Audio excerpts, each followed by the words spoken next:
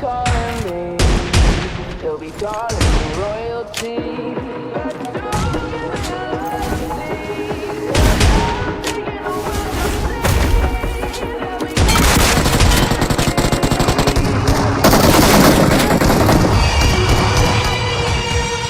Watch out!